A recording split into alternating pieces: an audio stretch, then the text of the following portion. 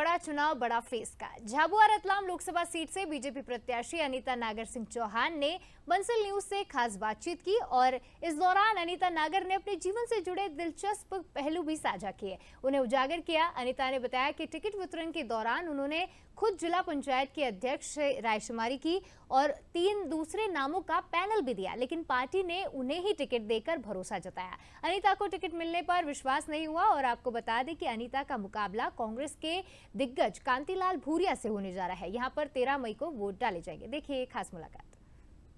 मध्य प्रदेश की इस समय सबसे ज्यादा चर्चित लोकसभा है झाबुआ रतलाम लोकसभा, क्योंकि यहां से कांतिलाल भूरिया चुनाव मैदान में है। कांग्रेस के सीनियर लीडर है, कई बार सांसद रहे हैं, विधायक रहे, कैबिनेट मंत्री रहे, लेकिन उनका सामना एक ऐसी युवा चेहरे से है जो जिला पंचायत अलीराजपुर की अध्यक्ष है, दूसरी बार अध्यक्ष चुनी गई है। आपको जानकर आश्चर्य होगा कि जब उनका नाम आया तो उन्होंने खुद दूसरे नामों के लिए पैनल में नाम बढ़ा दिया। उनको पता ही नहीं था कि भारतीय जनता पार्टी उनको प्रत्याशी बना देगी। अनीता नागर चौहान मेरे साथ है, इस वक्त जिला पंचायत की अध्यक्ष है और भारतीय जनता पार्टी की तरफ से लोकसभा की प्रत्याशी। कैसे पता लगा आपको? मैं सुन रहा हूं कि शायद आपको पता ही नहीं था, आपने किसी और नाम को बधाई दे दी थी। जी बिल्कुल। जब पैनल में नाम भरने को हमको बुलाया था, रायशुमारी हुई थी, तो हमने जो 3 नाम भरे थे वो दूसरे भरे थे और हम बधाइयाँ देकर आए थे, क्योंकि मुझे नहीं पता था, कहीं से कहीं मेरा नाम नहीं था। और जब 2 तारीख की शाम को 6 सवा 6 बजे जब टीवी में चला तो भैया लोगों के फोन आने लगे। मैं बधाई स्वीकार ही नहीं कर रही थी, क्योंकि मुझे ऐसा लग रहा था कि ये गलत मुझे बोल रहे हैं, क्योंकि मैंने कभी सोचा नहीं था और कहीं नाम नहीं था। तो मैंने उनको बोला, भैया, मैंने कहा आप एक बार नाम देख लो ठीक से, मैंने कहा हो सकता कोई और अनीता चौहान हो। तो बोले नहीं भाभी, आप बधाई स्वीकार करो। ऐसा तो मुझे बिल्कुल सपना लग रहा था, यकीन नहीं कर पा रही थी मैं, और मुझे बहुत खुशी हुई थी। क्या आपको लगता है, क्या कैसे आपका नाम आ गया? क्या भारतीय जनता पार्टी इस पर काम करती है?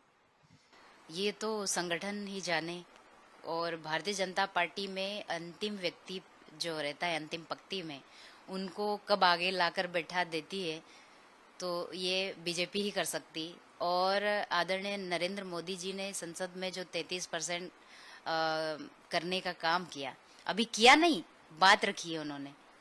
लेकिन मैं उदाहरण हूँ अलीराजपुर जिले के लिए कि रतलाम, झाबुआ और अलीराजपुर का प्रत्याशी बनाया, और मैं एक छोटे परिवार से निकल कर आती हूँ, और बहनें इस बात को लेकर खुश है कि उनके बीच की बहन प्रत्याशी बनाई गई है, चाहे वो कांग्रेस की बहनें हो या बीजेपी की। वो बिल्कुल मुझे बहुत आशीर्वाद दे रही है और मुझे लगता है कि वो बहुत खुश है। मुझे प्रत्याशी बनाया बीजेपी ने, भारतीय जनता पार्टी ने, तो उसको लेके बहुत खुश है और आशीर्वाद देगी। लेकिन कहा जा रहा है कि आप बहुत कम उम्र में आपकी शादी हो गई, शादी के बाद आपने अब डॉक्टरेट भी आप करने की तैयारी में है, उसके पहले एलएलएम कर लिया, तो शादी के बाद पढ़ाई की थी या शादी के पहले?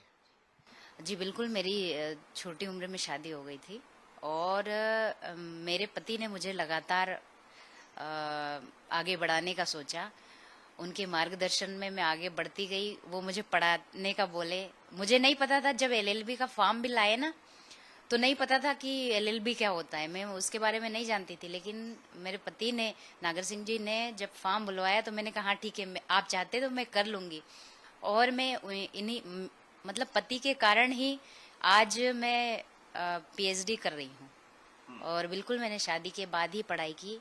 और बहनों को भी मैं यही कहना चाहूँगी आपके चैनल के माध्यम से कि भले आपकी शादी हो जाए, पढ़ाई नहीं छोड़े, क्योंकि पढ़ाई एक ऐसा होता है जो नया नया हमको सिखाता है। हमारे दुनिया में क्या चल रहा होता है उसके बारे में हम जान सकते हैं और हम अपने पैरों पे खड़े हो सकते हैं। लेकिन ये जो पढ़ाई के बीच का गैप रहा, जैसे ही आप आ गई तो कैसे कर पाई मेहनत?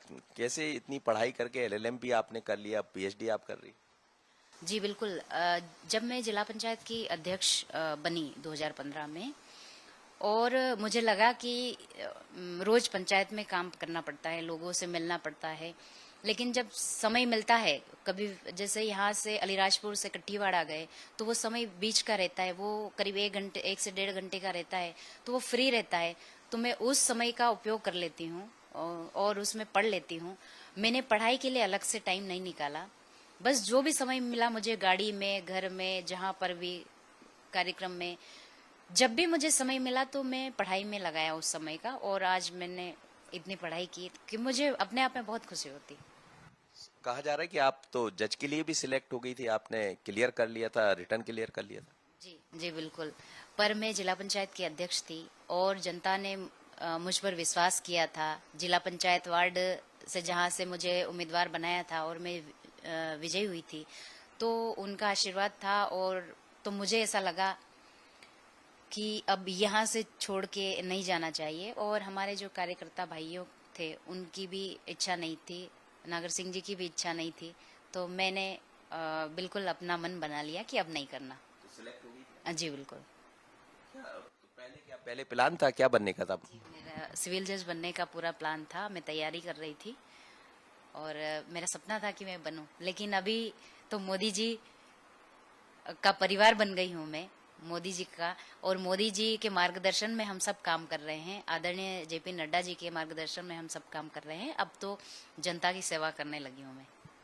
चलते चलते मैं आपसे एक अंतिम सवाल कर रहा था, खासकर आदिवासी वर्ग की बहनों के लिए, कि वो कम पढ़ती है, पढ़ाई की तरफ ध्यान नहीं देती, लेकिन आपने तो सारी सीमाएं तोड़ दी पढ़ाई की, एलएलएम से डीलिट तक आप पहुंचे, डॉक्टरेट तक पहुंच रही, तो उनके लिए क्या कहेंगी? और क्या उनको ये एहसास हो रहा है कि हमारी बीच की बहन आज यहाँ पहुंच गई इसलिए आपको सपोर्ट कर रही? जी बिल्कुल। आपको मैं बता दूं, कई सारी बहनें अलीराजपुर जिले की जो मेरे साथ पढ़ती थी और बीच में उन्होंने पढ़ाई रोक दी थी किसी कारणवश। लेकिन जब मैं पढ़ने लगी और जब वो मिली मुझे तो पूछने लगी कि कैसे क्या है, तो मैंने उनको बताया। मैंने कहा काम काम की जगह है, लेकिन आप पढ़ाई करना चाहते हैं, अगर आपका मन है तो आप पढ़ो, कोई नहीं रोकेगा। और जहाँ दिक्कत आती है आप मुझे बात करना, मैं आपको पूरा सहयोग करूंगी, फीस में सहयोग करूंगी, किताबों में सहयोग करूंगी, लेकिन आप पढ़ो। और मैं जहाँ भी जो भी बहनें पढ़ाई छोड़ देती हूँ उनको मेरा यही बात बोलती हूँ कि आप पढ़ाई ना छोड़े, क्योंकि पढ़ाई एक ऐसी चीज़ है जहाँ जो कभी भी जीवन में काम आ सकती है। और आपके चैनल के माध्यम से मैं संदेश भी देना चाहती हूँ कि बीच में पढ़ाई नहीं छोड़नी चाहिए, विपरीत परिस्थितियों में भी, क्योंकि पढ़ाई बहनों का एक ऐसा हथियार होता है जो जीवन में आगे बढ़ाने का काम करता है।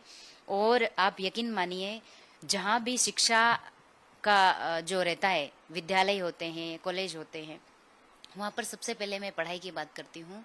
और मैं अपना उदाहरण बताती हूँ उनको कि बीच में चाहे कोई भी परिस्थिति रहे, कोई भी किसी भी चीज़ का अभाव रहे, लेकिन आप पढ़ाई मत छोड़ना। मैं ये बच्चों से निवेदन करती हूँ कि ये पढ़ाई की उम्र होती है, पढ़ाई कर लेनी चाहिए। और पढ़ाई की कोई उम्र नहीं होती, कोई सीमा नहीं होती, आप पढ़ें। असनी के साथ मनोज सैनी, बंसल न्यूज, अलीराजपुर। झाबुआ रतलाम से बीजेपी प्रत्याशी अनीता नागर सिंह चौहान से खास बातचीत आपने सुनी।